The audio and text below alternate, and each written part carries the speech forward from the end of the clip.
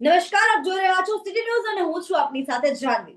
હાલ આજે આપણી સાથે ડિબેટમાં જોડાયા છે રાજકોટ શહેર કોંગ્રેસ પ્રમુખ ડોક્ટર રાદીપસિંહ જાડેજા. સર, આપનું સ્વાગત છે અમારા સિટી ન્યૂઝમાં. સર, હવે રાજકોટમાં માલિયાસણ ટોલ નાકું જે અત્યારે મહત્વનો ચર્ચાનો વિષય બન્યો છે રાજકોટવાસીઓમાં. તો આ ટોલ નાકું છે એ ક્યાંક ને ક્યાંક રાજકોટથી અમદાવાદ જવું મોંઘું પડે છે બધા લોકોને. અને ટોલ નાકાની વાત આવે એટલે તમને પણ ખબર છે કે બધા લોકોને ટોલ નાકું ચૂકવવું જ પડે. હવે જે લોકો રાજકોટ અને અમદાવાદના બિઝનેસ સાથે જોડાયેલા હોય એ લોકોને અઠવાડિયામાં 4 કે 5 વાર અમદાવાદ જવાનું થતું હોય, કોઈ પ્રસંગોપાત આપણે અમદાવાદ જવાનું થતું હોય, તો હવે લોકોના ખીચા પર ભાર પડ્યો છે. તો આ ટોલ નાકું બંધ કરાવવા પાછળ ઘણા બધાનો વિરોધ છે, રાજકોટ વાસીઓનો પણ વિરોધ છે. છતાં ભાજપ સરકારે ટોલ નાકાનું કામ અવિરતપણે ચાલુ જ રાખ્યું છે. તો હવે મારો સવાલ આપને એ છે કે શું કોંગ્રેસ પાર્ટી આ ટોલ નાકાને રાજકોટ વાસીઓને કોઈ ફાયદો કરાવી શકે કે તેમ છે? ખાસ તો સિટી ન્યૂઝે જે આ ટોપિક તમે લીધો છે એના માટે ધન્યવાદ. સિટીનો અભિનંદન. આપે જેમ વાત કરી એમ ભૂતકાળની અંદર કોંગ્રેસ છે એ હંમેશા પ્રજાના પ્રશ્નોને વાચા આપવા માટે તત્પર જ હોય છે. જ્યારે આપણે વાત કરી રહ્યા છીએ ટોલ નાકાની, પણ આપને માધ્યમથી હું જણાવવા માંગુ છું કે રાજકોટથી ગોંડલ રોડનો જે હાઈવે જે બનતો હતો ત્યારે જે લોકોને પ્રશ્ન થતો હતો, ખાસ કરીને આપણે શાપરની ઇન્ડસ્ટ્રીઝ અને જુનાગઢથી અપડાઉન કરતા હોય અથવા તો રાજકોટથી કોઈ જુનાગઢ સાઈડ કે અથવા વેરાવળ તરફ જે લોકો અપડાઉન કરતા હોય તેને જે અગવડતા પડી હતી એને લઈને કોંગ્રેસે ઉગ્ર આંદોલન કર્યું હતું. પણ મારે દુઃખ સાથે કહેવું પડે કે કોંગ્રેસે આંદોલન કર્યું, રોડ ચક્કાજામ કર્યો, રાજકોટ શહેરની અંદર પ્રજાને સાથે રાખીને અમારા સંગઠનના પ્રદેશના નેતૃત્વ બધાએ સાથે રહી અને કલેક્ટરશ્રીનો ઘેરાવ કરવાનું પણ કામ કર્યું હતું. એ બાબત પછી અમારા કોંગ્રેસના જુનિયર આગેવાનો દ્વારા રોડ ઓથોરિટીને ઘેરવાનું પણ કામ કરવામાં આવ્યું હતું. પણ દુઃખ સાથે મારે કહેવું પડે છે કે ભારતીય જનતા પાર્ટીની આંધળી અને બેરી સરકાર ચૂંટાઈને આવ્યા પછી પ્રજાની વેદનાને વાચા આપવામાં ક્યાંક નિષ્ફળ ગઈ છે. એટલા માટે જ આટલો કોંગ્રેસે એક વિરોધ પક્ષ તરીકે વિરોધ કર્યો હોવા છતાં પણ કોઈ પણ જાતના પગલા લેવામાં નહોતા આવ્યા. એ જ રીતે આપ જે મને અત્યારે જે ટોપિક લઈને આવ્યા છો એ ટોપિક છે 100% રાજકોટ શહેરના લોકોને તો નડતો પ્રશ્ન છે. એ સિવાય ઉપરાંત હું એમાં એક વસ્તુ ઉમેરવા માંગુ છું કે એ જે ટોલ નાકું છે ત્યાં આજુબાજુના જે ગામના રહીશ લોકો છે કે જે ગામડાઓ વિલેજ આવેલા છે, સૌથી પ્રથમ નડતો પ્રશ્ન એ લોકોનો છે. બીજો પ્રશ્ન એ છે કે ત્યાં ટ્રાફિક છે, એ ટ્રાફિક વ્યવસ્થા પણ સંભાળવી આવનારા દિવસોમાં તંત્ર માટે મુશ્કેલ થશે. એવી જગ્યાએ ટોલ નાકું કરવામાં આવે છે કે જેથી ટ્રાફિક સમસ્યા પણ વધારે બનશે એવું અત્યારે કહી શકાય છે ને તજજ્ઞ લોકો પણ કહે છે. આ જે ટોપિકની જે વાત છે એમાં અમારા કોંગ્રેસના આગેવાન દ્વારા રજૂઆત પણ થઈ છે, એગ્રેસિવલી રજૂઆત થઈ છે. કોઈ મીડિયાએ આ ટોપિક નહોતો ઉપાડ્યો ત્યારે અમે કોંગ્રેસના અમારા જુનિયર કાર્યકરો દ્વારા આ ટોપિકને ઉછાળવામાં આવ્યો હતો અને એગ્રેસિવલી રજૂઆત પણ કરવામાં આવી. એ બધી ચોથી જાગીરના મીડિયાઓને પણ ખ્યાલ છે. પણ હમણાં જે સોશિયલ મીડિયાના માધ્યમથી મેં સ્થળ વિઝિટ નથી કરી, પણ સોશિયલ મીડિયાના માધ્યમથી જે લોકોને જાગૃત કરવા માટે ચંદુબા પરમાર કરીને એમનો સોશિયલ મીડિયા ઉપર મેં આખો વિડીયો જોયો કે જે એમને લોકોને જાગૃત કરવા માટે એમને આખો વિડીયો અપલોડ કર્યો હતો. એની અંદર જે ટોલ નાકું છે એ પાયા સમણું બની ગયું છે એ પણ મેં વિડીયોમાં નિહાળ્યું. આગળ કામ પણ ચાલુ છે એ પણ મેં નિહાળ્યું. હવે વાત રહી કોંગ્રેસની વિરોધ પક્ષ તરીકે, તો હંમેશા અમે લોકોના પ્રશ્નને વાચા આપવા માટે અમારાથી જે બનતા પ્રયત્નો થશે એ અમે આગામી દિવસોમાં કરશું. પણ આપના માધ્યમથી હું જણાવવા માંગુ છું કે લોકો છે સૌથી લોકશાહીની અંદર કોઈ પણ પક્ષ હોય સૌથી વધારે મહત્વ એટલે કે પ્રજાનું રહેતું હોય છે. પછી કોંગ્રેસ સત્તામાં હોય કે ભારતીય જનતા પાર્ટી હોય કે અન્ય કોઈ પાર્ટી હોય, સરકારો છે એ ક્યાંય ને ક્યાંય એ નોકર છે અને પ્રજા માલિક છે. પ્રજા એટલા માટે માલિક છે કે પ્રજા મત આપીને ધારાસભ્ય, કોર્પોરેટર, સંસદ સભ્યને જીતાડે છે. શું કરવા જીતાડે છે કે જાહેર જીવનના ક્ષેત્રના કોઈ પણ પાર્ટીના વ્યક્તિ હોય, હું કોઈ બીજેપી ની વાત નથી કરતો, ચાહે કોંગ્રેસના હોય, ચાહે ભારતીય જનતા પાર્ટીના હોય, એને લોકો એક અપેક્ષાથી એ વિધાનસભાના સત્ર લગીન અથવા લોકસભાના સત્ર લગીન અથવા કોર્પોરેશન આપણા રાજકોટના સત્ર લગીન કે જિલ્લા પંચાયતના સત્ર લગીન પહોંચાડવાનું કામ લોકો કરતા હોય છે. કારણ કે લોકો પાસે ટાઈમ નથી રહેતો, એટલે કોઈ પણ વ્યક્તિને ચૂંટીને મોકલે છે કે અમારા સમાજનું અમને પડતા મુશ્કેલીઓ, અમને પડતા પ્રશ્નને વાચા આપવા માટે સત્તાધારી પક્ષ હોય કે વિપક્ષ હોય, જે વ્યક્તિ ચૂંટાઈને જાય છે પ્રજા એને મેનેજર તરીકે મૂકે છે. શું તરીકે મૂકે છે? પ્રજાના મેનેજર તરીકે એને સુશાસન આપી શકાય, સારું શાસન આપી શકાય, એટલે પ્રજા એ અપેક્ષાથી ચૂંટીને મોકલે છે. પણ અત્યારના જે મેનેજરો છે, જે પ્રજા પાસે ચૂંટાઈને આવેલા મેનેજરો છે, એ ક્યાંક ને ક્યાંક ભ્રષ્ટાચારમાં લિંક થઈ ગયા છે. એમને પોતાને શું મેનેજમેન્ટ કરવાનું છે, પ્રજાને શું દુખે છે, પ્રજાને શું અગવડ પડે છે, પ્રજાને શું વાચા આપવાની છે, એ અત્યારના મેનેજરો ભૂલી ગયા છે. એટલે આપના માધ્યમથી પહેલા તો પ્રજાને કહું છું કે રાજકોટની શહેરની જનતા જાગૃત બને કે આવા મેનેજરો ન ચૂંટે. જે મેનેજરો છે એ તમારા પ્રશ્નનો પૂરેપૂરો ખ્યાલ રાખતા હોય એવા મેનેજરોને ચૂંટો. ભારતીય જનતા પાર્ટીની સરકારને રાજકોટથી આપણે વાત કરી રહ્યા છીએ, મહાનગરપાલિકાથી લઈને પાર્લામેન્ટ સુધી લોકોએ ભારતીય જનતા પાર્ટીના મેનેજમેન્ટને ચૂંટ્યું છે. કોંગ્રેસ છે એ તમે સમજી શકો છો કે અમે વિરોધ કરીએ છીએ, લોકોના પ્રાણ પ્રશ્ને લડીએ છીએ, અમારી ઉપર શિક્ષાત્મક પગલા કેવા લેવાય છે, પોલીસ કઈ રીતે અમારી ઉપર દમન કરે છે. ભારતીય જનતા પાર્ટીમાં સારી રીતે બોલવું અને અવાજ ઉપાડવો કોઈ પ્રજાના પ્રશ્ને, એ પણ આપ જોઈ શકો છો કે હમણાં જ એક પાર્ટીના, હું નામ નથી લેતો, એક ખેડૂત નેતા જે લડતા હતા, તાકાતથી લડતા હતા, તો આજે એને પણ એનો પણ અવાજ દબાવવાનું કામ ગુજરાતની અંદર થઈ રહ્યું છે, આપણે જોઈએ છીએ. એટલે અમે અમારી કક્ષાએ લોકોના પ્રશ્નને વાચા આપવા માટે કામ કરી રહ્યા છીએ. સર, મારો સવાલ તમને બીજો એ છે કે આવનારા સમયમાં રાજકોટ કોર્પોરેશનની ચૂંટણી થવા જઈ રહી છે અને રાજકોટનો સૌથી મહત્વનો મુદ્દો અત્યારે માલિયાસણ ટોલ નાકું છે. તો શું કોંગ્રેસ કોઈ આંદોલન કરશે ખરીને? જો કદાચ કોંગ્રેસ આંદોલન કરે અને રાજકોટના જે લોકો છે એમને ક્યાંક ને ક્યાંક એવો વિશ્વાસ અપાવે, તો કદાચ કોર્પોરેશનની આવનારી ચૂંટણીમાં કોંગ્રેસનો મુદ્દો છે, જે કોંગ્રેસનો પક્ષ છે, એ મજબૂત બને તેવી શક્યતા છે. શું કહેશો?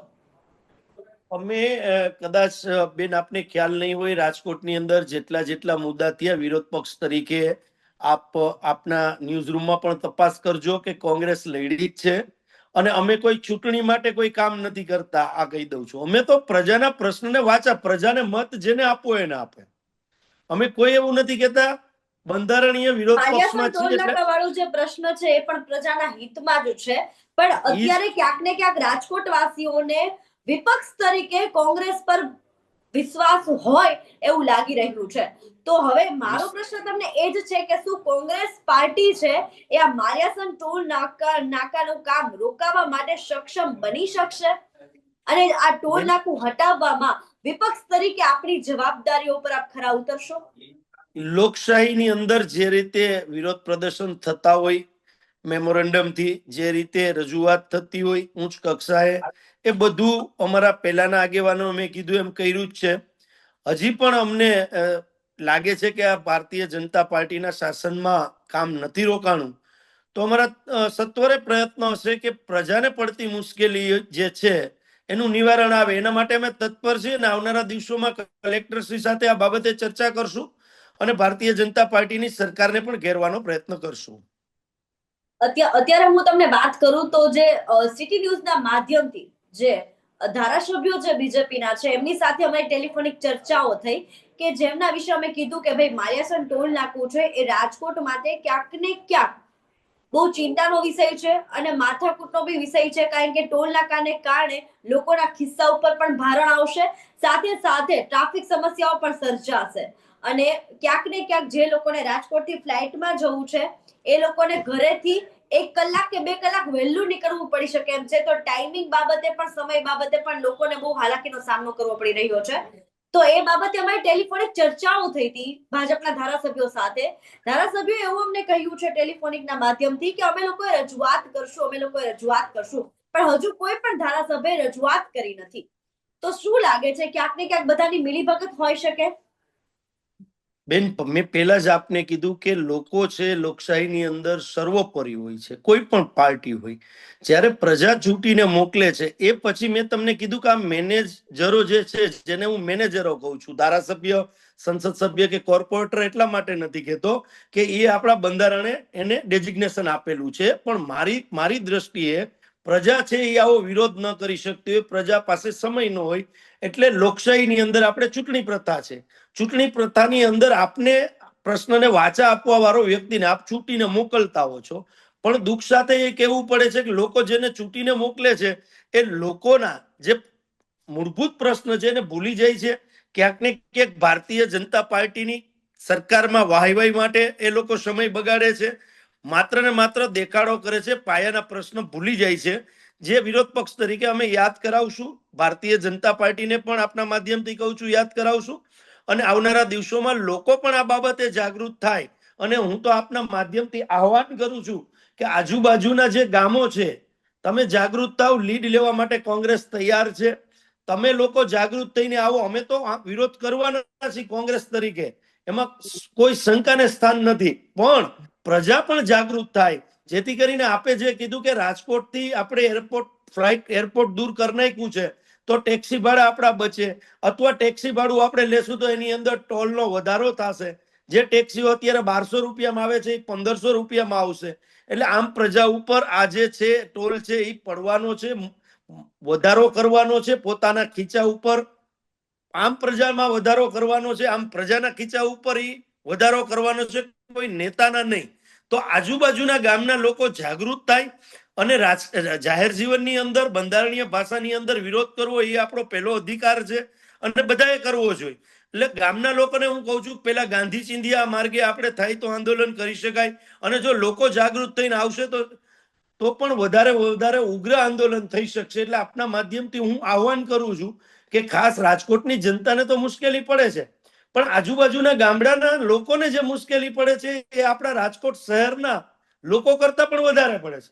કારણ કે એને તો તરત રાજકોટ ગામથી તરત બહાર નીકળવું હશે અથવા રાજકોટ આવવું હશે, કારણ કે એ લોકોને આપણાથી રાજકોટ કરતા પણ વધારે છે. તો એ લોકો જાગૃત થાય આપના માધ્યમથી, સિટી ન્યૂઝના માધ્યમથી એ લોકો આ વિડીયો જોઈને જાગૃત થાય, અને વિરોધ પક્ષ તરીકે અમે એમની લડાઈ લડવા માટે તૈયાર છીએ. પણ એવું આંદોલન થાય કે ભારતીય જનતા પાર્ટીની આંધ્રી અને બેરી સરકારના કાન ખુલી જાય અને અવાજ છે એ ગાંધીનગર અને દિલ્હી લગીને પહોંચે. કારણ કે આજે મેં જે મારી પ્રાથમિક માહિતી મુજબ જે આમની માહિતી મારી પાસે છે એ આપને વાત કરું તો આ નેશનલ ઓથોરિટીમાં આવે છે. એટલે ક્યાંય ને ક્યાંય ભારતીય જનતા પાર્ટીની ગવર્મેન્ટ છે ગુજરાતની, એ પણ નેશનલ ગવર્મેન્ટને કોઈ આ ઇસ્યુ વિશે લખ્યું નથી મારી જાણમાં જે છે એ. કારણ કે જે ફોલોઅપ થવું જોઈએ, ધારાસભ્ય માત્ર રાજ્ય સરકારમાં નહીં, રાજ્ય સરકાર છે એ કેન્દ્ર સરકારમાં વાત કરે કે અમારા સૌરાષ્ટ્રની અંદર પાર્ટનર ગણાતું રાજકોટ છે, ત્યાં પ્રશ્ન ઉદ્ભવે છે, તો આનો તાત્કાલિક નિકાલ થાય. તો ભારતીય જનતા પાર્ટીની ગુજરાતમાં રહેલી સરકાર અને કેન્દ્રમાં રહેલી સરકાર જો બેયનો સમન્વય થાય તો ડેફિનેટલી નીકળી જાય. અને હું તો આપના માધ્યમથી કહું છું કે અહીંના આપણા લોકસભાના સાંસદ છે પરસોત્તમભાઈ, એમને પણ તમારે કહેવું જોઈએ. રાજ્યસભાના રામભાઈ મોકરિયા છે, માત્ર આપને ડેઝિગ્નેશન માટે લોકો ત્યાં નથી બેસાડ્યા કે બસ સંસદ સભ્ય થઈને આપણે બધા આટા મારો, એના માટે તમને નથી બનાવ્યા. લોકોની પીડાને તમે સમજો, અને જો તમે એ પીડાને સમજતા હો તો અમે પણ તમને આવીને આવેદન પત્ર આપી જશું. જો તમે એ કામ કરાવતા હશો તો આપના માધ્યમથી કહું છું કે વિરોધ પક્ષ પણ તમને રજૂઆત કરવા આવશે. જો તમે કામ કરવાના હો તો માત્ર ને માત્ર ડેઝિગ્નેશન લઈને ફરવાથી લોકોનું ભલું નહીં થાય, માત્ર ખોટી વાતો કરવાથી લોકોનું ભલું નહીં થાય.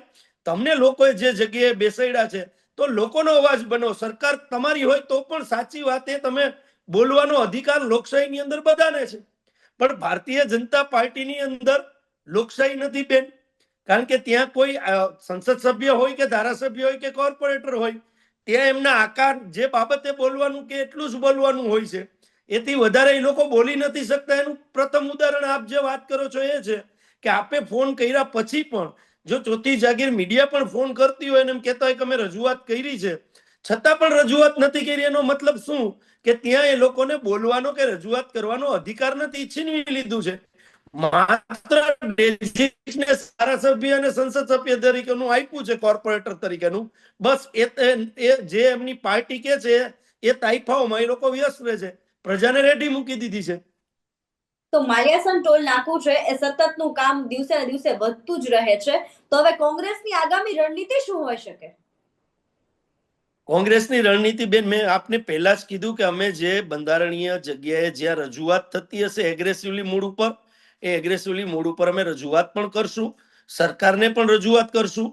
બીજી વાત મેં જે આપને કરી કે જો ત્યાંની પ્રજા જાગૃત થાય તો ભારતીય જનતા પાર્ટીની જે સરકાર છે એને ખ્યાલ આવે. તમે સમજો, આજુબાજુના જે ગામો છે એ ગામોના લોકો જાગૃત થાય. કોંગ્રેસ તો જાગૃત છે.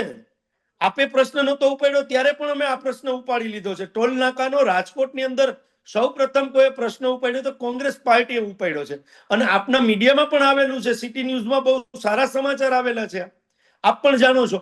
પણ જો લોકો જાગૃત થાય તો જે આ લડાઈ છે એને મજબૂતાઈથી ભારતીય જનતા પાર્ટીની સામે આપણે લડી શકીએ. અને એકચ્યુઅલમાં માત્ર દેખાવ કરવા માટે નહીં, જે પ્રજાને નડે છે એનો નિકાલ લાવી શકીએ. એટલે હું વાત આપના માધ્યમથી આ વાત કરું છું. ઓકે સર, મારો છેલ્લો સવાલ આપને કે હાલ અત્યારે માલિયાસન ટોલ નાકાને લઈને કોંગ્રેસે જે બેડું ઉપાડ્યું છે એમાં રાજકોટની જનતાને આપના તરફથી શું સંદેશો આપશો? હું રાજકોટની જનતાને એટલો જ સંદેશો આપીશ કે તમે જેને મેનેજરો ચૂંટ્યા છે, તમે જેને ચૂંટીને મોકલા છે, એ લોકો અત્યારે માત્ર ને માત્ર પોતે ભ્રષ્ટાચારમાં વ્યસ્ત રહે છે. રાજકોટની જનતાને જે વેદના છે એને વાચા આપવાનો સમય નથી. પછી ધારાસભ્ય હોય, સંસદ સભ્ય હોય, કોર્પોરેટર હોય કે જિલ્લા પંચાયતનો સભ્ય હોય, તો મારી આપના માધ્યમથી વિનંતી છે કે આવનારી ચૂંટણીની અંદર હું એમ નથી કહેતો કે તમે કોંગ્રેસને મત આપો, પણ તમે એવા પ્રતિનિધિઓને મત આપો કે જે તમારા મતના મેનેજર બની અને તાકાતથી તમારી લડાઈ લડે. જે હું સીધો આપને કહું છું કે કોંગ્રેસ એ લડાઈ અમે લડી રહ્યા છીએ, એ લડાઈ અમે લડી રહ્યા છીએ. જો ભારતીય જનતા પાર્ટીના લોકો આ લડાઈ તમારી લડતા હોય તો બે વસ્તુ જોઈને લોકશાહીની અંદર તમારે મતાધિકારનો ઉપયોગ કરવો છે કે કોઈ પણ પાર્ટી પ્રજાના પ્રશ્ને કઈ પાર્ટી આગળ આવે છે. આજ હું રાજકોટ વાસીઓને આપના માધ્યમથી વિનંતી કરવા માંગુ છું. આપનો ખૂબ ખૂબ આભાર સર.